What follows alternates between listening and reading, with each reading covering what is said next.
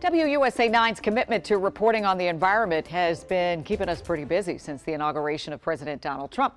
One major environmental policy reversal is on the development of offshore wind energy. The president issued an executive order that would stop federal leases for wind development. Yeah, it's a big deal in our region because of two mega wind projects underway off the coast of Maryland and Virginia. Here's environmental impact reporter Scott Broom.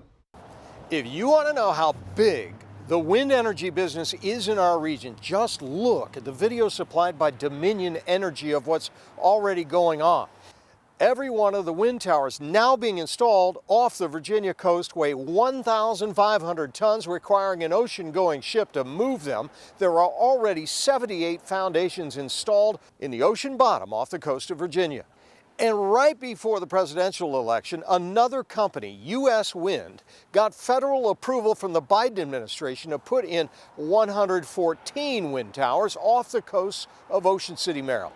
Between the two projects, we're talking about enough power to run nearly 1 million homes, the equivalent of the Lake Anna nuclear power plant in Virginia, with an investment of almost $20 billion combined. An estimated 3,700 jobs are linked to the two projects. How are you all reacting to this executive order? Nat Cohen of the Center for Climate and Energy Solutions summed up the reactions reverberating in the U.S. energy sector after the president issued his executive order to put a hold on federal leases for offshore wind. If they're serious about an all of the above energy strategy and a strategy that taps into all of America's energy resources, then it doesn't make any sense at all to then try to shut down or go backwards on one of those energy resources. Both Dominion and U.S. Wind are keeping their cool by issuing carefully crafted statements echoing some of President Trump's economic themes. Quote,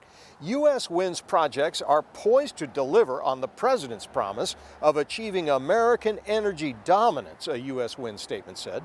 Dominion said leaders from both parties also agree on the importance of American energy dominance, maintaining our technological superiority and creating good-paying jobs for Americans. Neither company has announced a slowdown or halt to their offshore wind operations already underway. Doug Burgum is President Trump's nominee to run the Department of Interior, which does the offshore leasing. Burgum offered the industry a ray of hope during his confirmation hearing. Maine Senator Angus King is asking the questions here, noting Burgum is the former governor of North Dakota. 36% of your electricity comes from wind. Convince your boss that wind power isn't all bad. I hope that your department will continue with the projects that are already underway. And if they make sense and they're already in law, then they'll continue. I think the key is, and I think President Trump's been very clear in his statements that he's concerned about the significant amount of tax incentives that have gone towards some forms of energy. Meanwhile, wind opponents continue to raise questions about whether or not offshore construction is contributing to whale deaths in the Atlantic Ocean. Under President Biden, government scientists said there was no evidence to blame the wind industry. The Trump administration has not taken on that question yet. Scott Broom, WUSA 9.